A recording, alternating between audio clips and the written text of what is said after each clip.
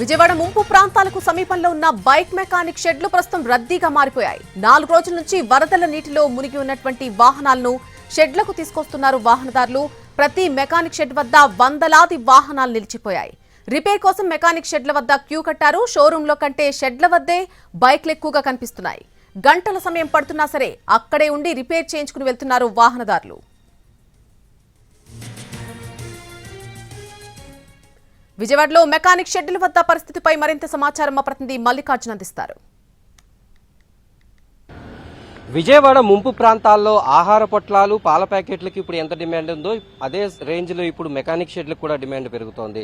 ఎందుకంటే వేలాది వాహనాలు వరద నీటిలో మునిగిపోయి అవి ఏమాత్రం కూడా పని చేయకుండా అయిపోయినటువంటి పరిస్థితి. ఏవైనా పనుల కోసం బయటికి వెళ్లాలంటే ప్రతి ఒక్కరికి 2 వీలర్ అవసరం. ఈ నేపథ్యంలో అవన్నీ కూడా ఇంజన్లో నీళ్లు చేరుకుని దాదాపు 2-3 రోజుల నుంచి నీళ్లలోనే మునిగిపోయి ఉన్నటువంటి బైకులన్నింటినీ కూడా కొద్దిగా వరద తగ్గడంతో వాటన్నిటినీ తీసుకుని షెడ్ల వద్దకు ప్రజలందరూ కూడా క్యూలు కడుతున్నారు. వాహనదారులందరూ కూడా ఇప్పుడు ఇక్కడ విజయవాడలో ఉన్నటువంటి ఒక మెకానిక్ షెడ్ దగ్గర ఉన్నటువంటి పరిస్థితిని మనం ఇక్కడ చూస్తూ ఉన్నాం.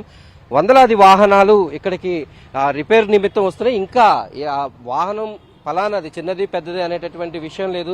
అది 10,000 వాహనమైనా సరే, 3 లక్షల రూపాయలు విలువ చేసే బైక్ అయినా సరే అన్ని కూడా నీటిలో మునిగిపోయి ఏవి కూడా పనిచేయనటువంటి పరిస్థితి.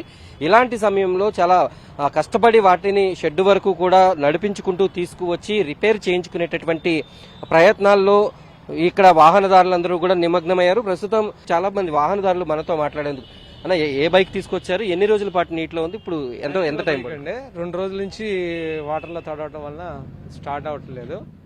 సో రిపేర్ చేసి ఇస్తామంటున్నారు. కొంచెం టైం పడుతుంది. రెస్పాన్స్ బాగానే ఇస్తున్నారు. ఎక్కడి నుంచి వచ్చారు మీరు? ఎక్కడి నుంచి వచ్చారు? ఎంత దూరం నుంచి? అంటే చాలా మంది బైకులు తోసుకుంటూ వస్తున్నారు కదా. భవానీపురం నుంచి.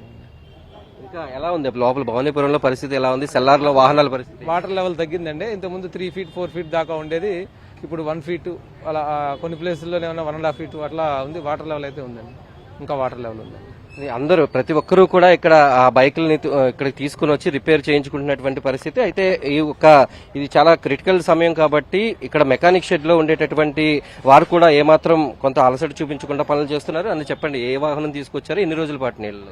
మాది యాక్టివా అండి. మొన్న ఆదివారం ఉదయాన్నే వరద వస్తుందని చెప్పన్నారు. గబా వచ్చేసి మాది ఐరన్ యార్డ్లో షాప్ అనమాట. వాహనం బయట పెట్టి ఐరన్ యార్డ్లోకి షాప్లోకి వెళ్ళి షాప్లో ఉన్నటువంటి ఫర్నిచరు, టేబుల్స్, సిస్టము, కంప్యూటరు, ఈ ఇన్వర్టర్ ఇవన్నీ తీసి సర్దుకొని బయటకు వచ్చేలోపు వరద వచ్చేసి యాక్టివా మునిగిపోయింది.